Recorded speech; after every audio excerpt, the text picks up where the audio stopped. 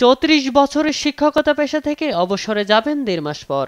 গেল বছর 5 আগস্টের আগে তার ফোনটি হাতে নেয় 7 বছরের নাতি।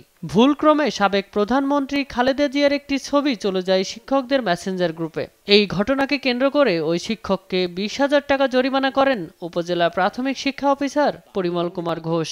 একই সঙ্গে দেয়া হয় শোকজ নোটিশ।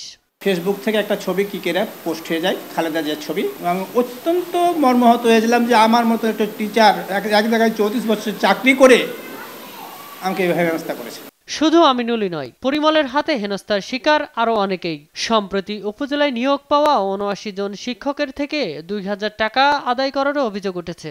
এছাড়াও বিভিন্ন সময় নানা অজুহাতে শিক্ষকদের থেকে টাকা আদায় করার অভিযোগ আছে। একটা সিন্ডিকেট করে আমাদের টিচারদের কাছ থেকে যে কোনো সেবাতে টাকা নেই। আমাদের যোগদানের জন্য 2,000 টাকা দিতে হয়, ট্রেনিংয়ের জন্য 2,000 টাকা দিতে হয়, মাতৃত্বকালীন ছুটি নিতে গেলে 2,000 টাকা দিতে হয়, ইভেন মেডিকেল লিভ নেওয়ার জন্য 2,000 টাকা নিতে হয়। তবে এসব অভিযোগ অস্বীকার করে পরিমল বলছেন তার বিরুদ্ধে চলছে ষড়যন্ত্র।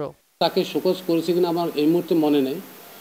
আর যে বিষয়টা উত্থাপন হয়েছে যে সেই প্রসঙ্গে তার কাছ থেকে আমি উৎকোচ গ্রহণ করেছি, এই বিষয়টা পুরোটাই একটা ষড়যন্ত্রমূলক। লিখিত অভিযোগ পেলে ব্যবস্থা নেওয়ার আশ্বাস দিয়েছেন জেলা প্রাথমিক শিক্ষা কর্মকর্তা। এই বিষয়ে তার সম্পর্কে এরকম অভিযোগ আমি এইভাবে বৈধ কাজটার সঙ্গে জড়িত হচ্ছে বলে কেউ অভিযোগ করেনি আমাকে। আর যদি কোনো অভিযোগ রিটেন ডকুমেন্ট আসে তাহলে আমি তদন্ত করে ব্যবস্থা। মানুষ গড়ার কারিগর শিক্ষকদের এমন হয়রানি বন্ধে কার্যকর ব্যবস্থা নেয়ার দাবি সচেতন মহলের। নিউজ ডেস্ক, দেশ টিভি।